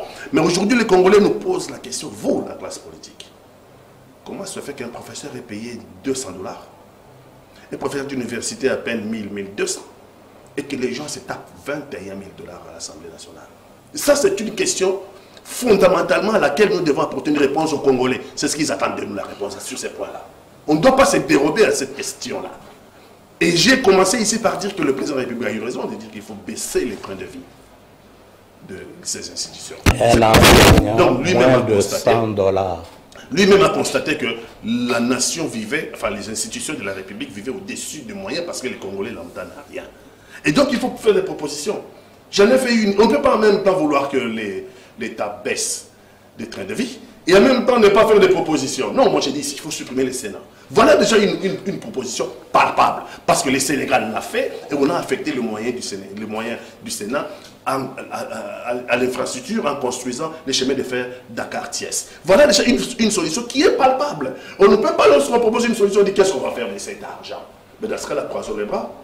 regardons l'injustice en face, puisque nous n'avons pas de solution proposée. Parce que dès lors qu'on propose une solution, on dit qu'est-ce qu'on va faire de cet argent? Non, nous voulons améliorer. Non, pas qu'est-ce qu'on va faire. Améliorer. Comment il va être utilisé. Nous voulons mettre fin à cette injustice sociale et donc nous devons avoir le courage de proposer. Deuxième proposition, j'ai dit ici, les députés, être député est une responsabilité. Ce n'est pas pour aller s'enrichir. Et donc il faut supprimer les salaires. Il faut payer les gens aux jetons de présence. Jetons de 100 $. Oui. C'est à fixer le prix. Moi j'ai dit 100 $, on peut le mettre à 200, moi je ne sais pas. On va plus constater l'engouement qu'il y a pour devenir député. Exactement.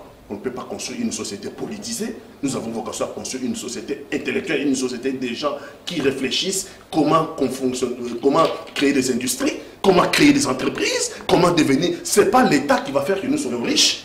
Ce sont les industries, ce sont les entreprises, ce sont les agriculteurs.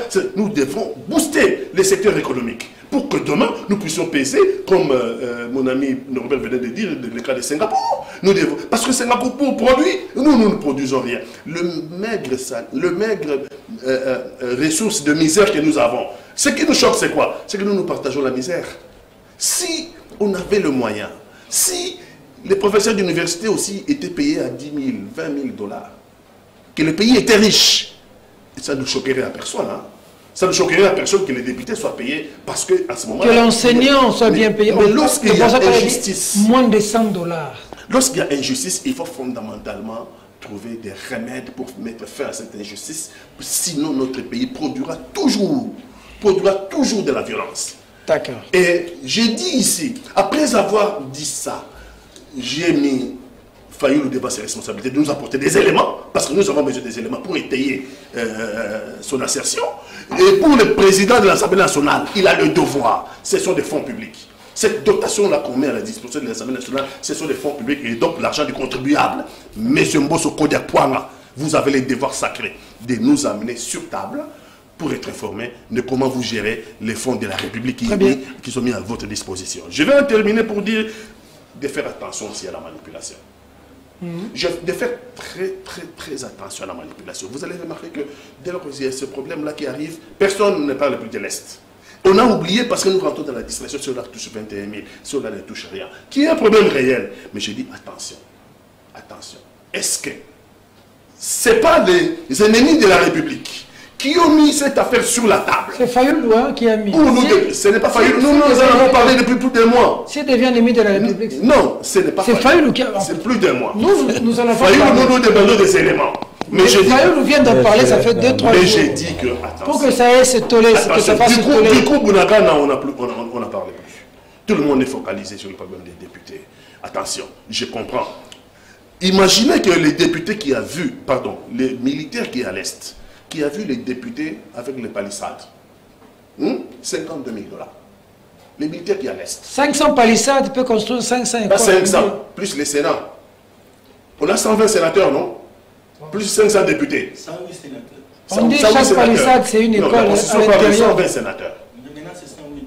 Est-ce qu'ils sont payés 108? On a vérifié qu'on paye 108. Je n'ai aucune information. Ah, d'accord. Donc la Constitution parle de 120 sénateurs. Mais disons 108 sénateurs, 500 députés, ça fait 608. Imagine donc 608 palissades. Imagine les militaires 608 écoles. Hein? Imagine les militaires qui à l'Est de notre pays pour défendre la souveraineté du Congo. 52 000 $ palissades. Palissades, 52 000 $. Et aujourd'hui, ces militaires-là apprennent à la télévision que les mêmes députés qui a eu les palissades à 52 000 $, il est payé 21 000 $ le mois. Ce n'est pas de nature à démotiver ces policiers-là, qui lui est au front, a des difficultés même à avoir la ration alimentaire lorsqu'il va au combat. Ne parlons même pas des armes et munitions. Et il y a même des militaires qui achètent eux-mêmes leur tenue militaire. C'est de nature à démotiver ces gens, nos militaires qui sont à l'Est, qui sont chargés de se battre pour notre souveraineté, pour notre indépendance et pour notre intégrité territoriale. Donc faisons aussi très attention à la manipulation parce que ces genres d'informations profitent aux agresseurs du Congo. Ils peuvent dire à nos militaires, voilà, votre pays ne s'occupe même pas de vous. Ils se répartagent toute la manne financière. Mais j'ai dit, nous avons le devoir d'apporter des solutions pour pas démotiver nos militaires qui sont à l'Est, qui se battent pour l'intégrité territoriale. Ne faites pas maintenant de la démagogie. Non, c'est pas les militaires vivent avec vous au quotidien. Vous avez des militaires, des policiers au camp Mobutu. Ils savent comment ils vivent. au Kabumba, ils savent comment ils vivent au quotidien. Dire que tel a plus que vous ne leur apprenez rien. Parce qu'au jour le jour, ils savent qu'ils sont mal payés, sont mal logés, ne sont pas véhiculés. Ils le savent. Oui, mais ils attendent des solutions aussi. Ça, c'est pas qu'on dénonce seulement, ils sont mal véhiculés, ils sont mal logés. Il faut aussi des solutions. Qui fixe ce salaire? Qui doit les payer? Mais ici, le pays doit produire. C'est vrai que ce sont des gens qui relèvent de la fonction publique. Et j'ai dit, si vous n'avez pas de moyens, nous devons produire. Non, mais les moyens, vous les avez. Les moyens, vous en avez. Les moyens, vous les détournez. Yamba Yamba parle des universités qui produisent. Mais monsieur, allez dans les facultés des sciences. Qu'est-ce qu'ils ont comme laboratoire? Comme matériel de laboratoire? Est-ce que les facultés-là reçoivent des frais de fonctionnement? Pourquoi ils sont en grève? Toi, tu nous parles de Singapour, tu as été partout là-bas, tu es revenu. Qu'est-ce que tu as appliqué?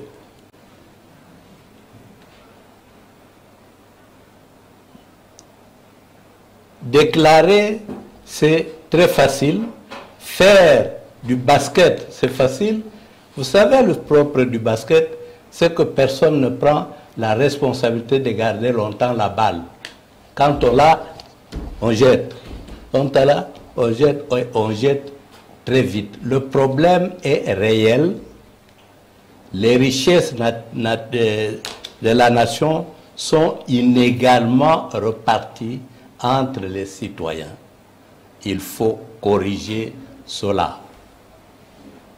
Quand on nous parle de l'enseignement du temps belge, de la santé du temps belge, on a déjà dit ici, c'est eux qui géraient pour que nous arrivions à cette situation. Maintenant, c'est nous qui gérons. Est-ce que c'est la même chose? C'est la catastrophe. Non? Vous avez des ministres de la santé qui détournent de l'argent donné pour soigner telle maladie. Et puis on ne les voit pas en prison. Vous avez des enseignants, de ministres de l'enseignement qui détournent de l'argent des enseignants. Ils ne sont pas en prison. Il faut attendre d'aller à Singapour pour ça. Quelle est notre responsabilité dans tout ça? Ce n'est pas la responsabilité de ce monsieur-là, qui doit prendre la décision. Vous dénoncez le mal sur la place publique, mais vous êtes celui qui doit prendre la décision pour changer. Vous ne la prenez pas. Vous voulez que qui la prenne? Donc, chacun veut se disculper. En définitive, on dit que c'est l'homme de la rue qui doit prendre la décision. Non? Qui vote le budget? Si les militaires sont mal payés, on s'attendait à ce qu'avec la guerre à l'Est là-bas, on augmente le budget de l'armée. On a voté le dernier budget. L'augmentation était de combien? Et c'était après que Toumba et à la place en bas ici, le monument du soldat là-bas. Il disait au Premier ministre, le Premier ministre qui était là-bas, nous avons, nous, la capacité de mettre fin à la guerre à l'Est. J'ai des éléments qui peuvent s'y mettre. Je réclame les moyens. C'est combien de fois qu'on réclame les moyens? Pourquoi ils ne sont pas donnés? Pourquoi à la place de leur donner des moyens, on recrute des mercenaires? Tous les Rwandais, les Ougandais qui viennent là, ils viennent faire quoi? alors que vous avez une armée dont on a démontré l'efficacité ici, dans une émission, pendant la Première et la Deuxième Guerre mondiale. On a dit même ici que le Rwanda et l'Ouganda étaient donnés en cadeau, en récompense à la bravoure de la force publique. Vous laissez dépérir ces messieurs-là, vous les traitez comme vous les traitez, avec cette solde, vous les logez là où vous les logez et puis vous criez. Non, ce n'est pas correct. Merci beaucoup. Fossé, sinon tout le monde voudra encore réagir. Un mot, allez-y. Non, je voudrais simplement dire au prof que cette table, c'est un laboratoire qui doit produire des inputs, qui doit permettre aux dirigeants de prendre des décisions rationnelles. C'est comme ça qu'on ne s'est pas présenté en termes de parti politique. En tout cas, vous êtes là, Moukamer, vous êtes là comme professeur. Moi, je suis d'épaisse, mais je ne suis pas présenté. Maï, mais tous sommes des hommes et des femmes, c'est bien entendu, qui travaillent pour apprendre et proposer ce que nous sommes capables de le faire. Donc, il n'y a pas d'émotion là-dessus. Mais c'est vrai aussi qu'il y a un débat de fond autour de la qualité des produits qui viennent, n'est-ce pas, de nos écoles, de nos universités. Leur capacité de prestation à l'utilisation par ceux qui en ont besoin. C'est très important. On produit, mais parfois des gens qui ont des diplômes, qui sont devenus de luxe, mais qui n'ont aucune importance dans la société. Chacun doit mettre le prix en fonction de la hauteur de ce qui représente son impact par rapport à la société. Deuxième chose, non, prof, si j'ai parlé de Singapour, c'est une expérience. J'ai fait 65 pays. J'ai cumulé un certain nombre d'expériences.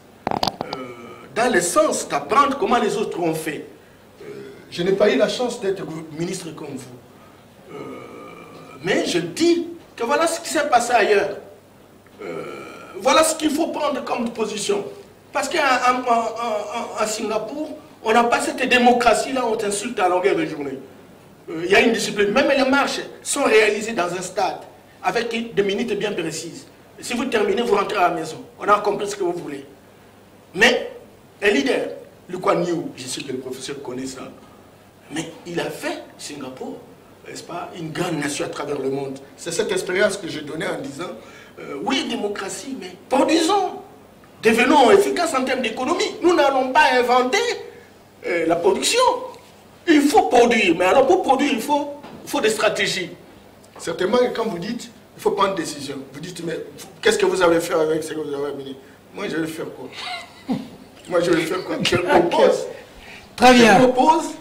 On a fini. Bon, si on écoute, et regardez comment vous, professeur d'université de son état, une expérience qui a produit de l'impact, vous êtes en train de réfuter comme ça. Alors, à fortiori, n'importe qui. Non, non. Sincèrement, il faut à un moment donné que nous comprenions que même le huissier, même le menuisier, même l'architecte, même les maçons, quand il dit quelque chose qui concerne ce qu'il fait, il est toujours utile d'apporter quelque chose. Merci beaucoup, merci beaucoup. Je vous remercie. Vous constaterez qu'à la fin de l'émission, notre habitué Albert Moleka n'est pas avec nous. Nous sommes à la télévision Précision de taille et Urgence. Albert Moleka, Urgence. Il nous a quittés pour 2 urgences d'ailleurs, je crois. Et il s'en est excusé. Merci en tout cas à vous. Le débat, vous avez constaté aujourd'hui, est assez chaud quand même parce que il y va de la vie des Congolais, de la justice sociale. Le plus important, c'est que le Congo appartient à nous tous. Nous sommes tous des co-héritiers du Congo. Hein? Des copropriétaires. Des copropriétaires, voilà le terme. Ça nous appartient à nous tous, ce pays. Il n'y a personne qui est propriétaire du Congo plus que l'autre. Tout Congolais doit savoir dans sa tête que ce pays, il a une partie de ce pays qui lui appartient à lui. C'est l'héritage que nous ont légué nos ancêtres. La force publique, quand ils se battaient pour prendre des territoires dans ces pays, pour chasser l'ennemi, c'est pour que nous soyons en paix. Et nous qui sommes là aujourd'hui, devons tout faire pour que chaque Congolais se retrouve avec un petit rien. Pendant que nous réalisons cette émission, Il y a encore des Congolais qui ont du mal à envoyer leurs enfants à l'école lundi parce qu'ils n'ont pas encore fini la rentrée scolaire. Le gouvernement ne devrait pas acheter la rentrée scolaire pour remettre à toutes les familles au Congo. Mais ceux qui nous dirigent devaient mettre un cadre qui permette à tout Congolais de savoir se retrouver pour résoudre le problème qu'il a sur lui. Peuple Azo-Senganini.